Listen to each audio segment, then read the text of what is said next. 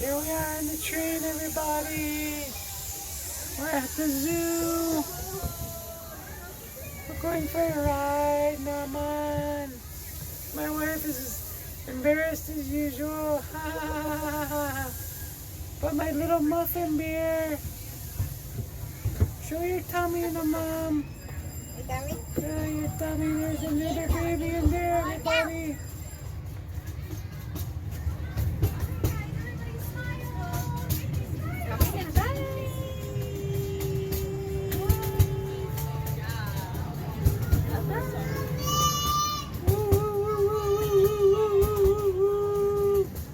Who's there, huh? Yay! Hey guys, Joe here. Instead of feeling sorry for myself, I decided to document my struggle with cancer in hopes of helping someone else. Join me in conquering this disease, and together we will build a brand new you. Remember, there is hope. It's not the end.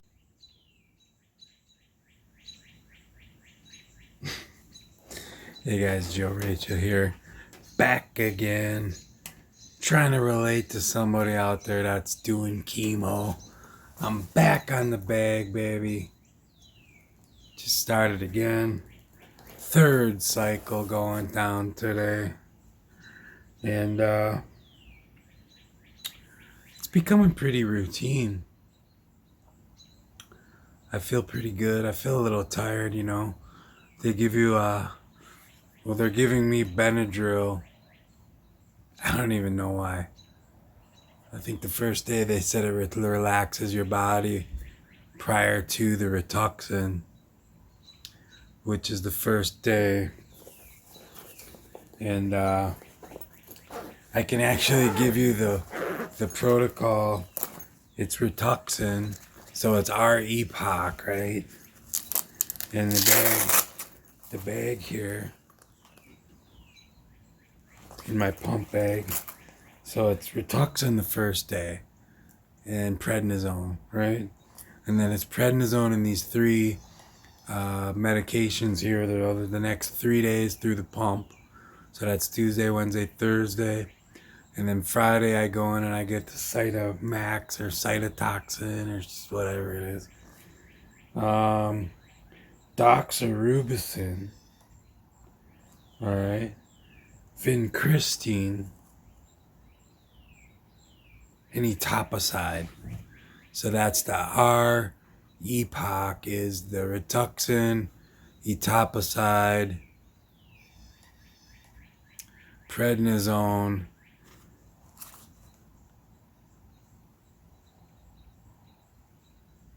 vincristine is the main name for that is Oncovin, so that's the O, so R-EPOC, and then H is, must be the last, the cytotoxin, I don't know. Multiple names for these drugs, it's just something, but anyways, I'm feeling good. I'm wishing you well out there, I'm wishing you the best. And let's see, today I got a little bit of a late start. They when I went into the cancer center, my appointment was a half hour later than normal. I waited a half hour. The seats were all full. It was busy in there. Like I said before, business is booming in the cancer center. And so then I finally get seated, and then they gotta take fresh labs. So, I don't know. I went into the lab on Thursday and gave blood. Yeah, Thursday. So, I don't know. But they said they needed blood work from within the last 72 hours. So, everything went well. Labs came back. They were fine. So they ended up, giving me the treatment and getting treatment started. No side effects from the Rituxan this time. I've mentioned before that the first time I did have some reactions to the Rituxan. I had a funky ear ringing and then a funky thing in my throat, and then all of a sudden I had a sneezing binge or sneezing jag. So they stopped the treatment those 2 times, and they gave me saline and flushed me out and gave me a minute for those symptoms to go away, and then they restarted the drip, but they did it slower. This time the lady just had the drip cranked up all the way because even though I started late, I got out of there early. So it was like I didn't even start till 10:30 and I was done by 1:30. Where normally the Monday treatment would be like previous ones. Well, the first one was 8:30 to like 3:30, then 8:30 to 2:30, and now this one was really like 10:30 to 1:30. So I don't know. The lady had the drip going real fast. They can control the speed on the where they hang the bags. I don't know what that is, an IV tower. I don't know, man. I don't know what the official term of that thing is. You can wheel it around, unplug it, and go to the bathroom. How about that? How many people here can relate to that? Unplugging the IV thing and rolling in the bathroom with the thing going in your port and all that funness. But we're having good results, man. The symptoms are really, I gotta say, I'm pretty happy.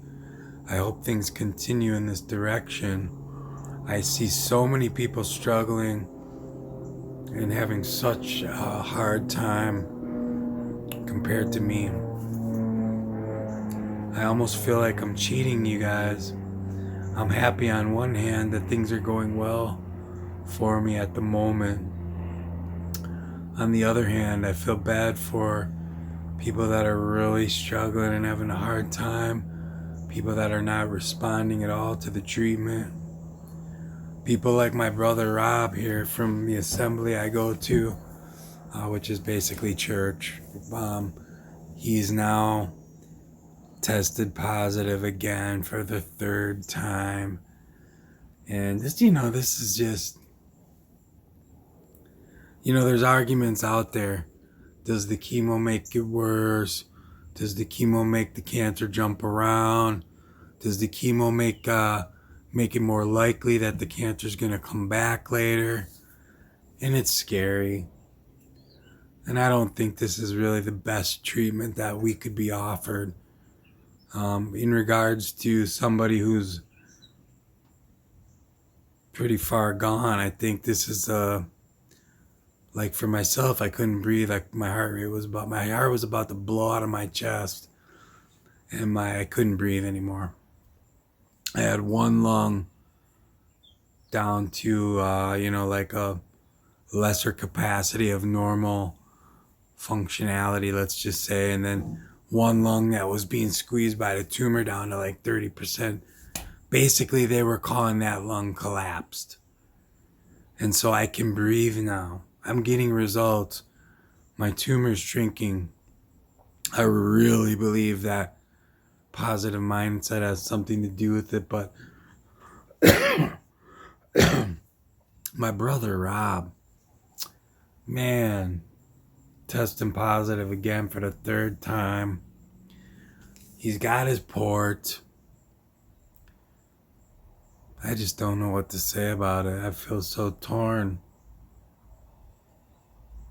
I don't know if it's diet. Is it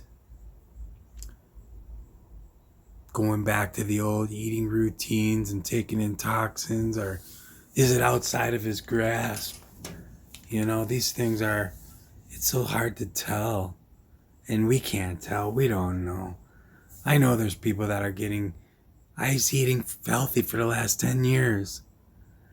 And still I got a 14 centimeter mass on my chest that's probably reduced down quite a bit now.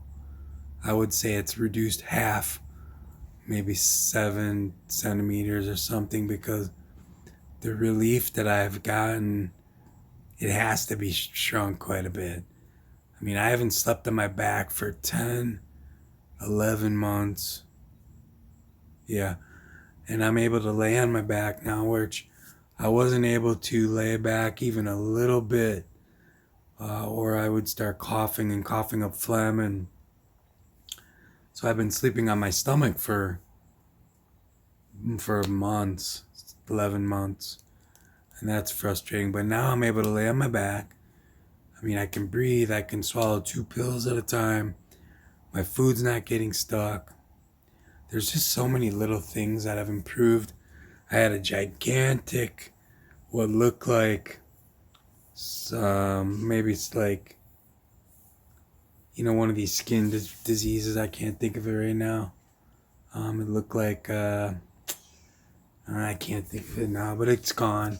Went away the first treatment. I don't know if it was the steroids or what, but that went away first treatment. And I also had some on this arm.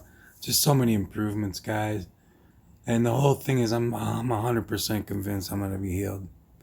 I don't see myself dying. I don't see any other outcome in my mind. I'm going to be delivered of this. And so I don't know where you're at.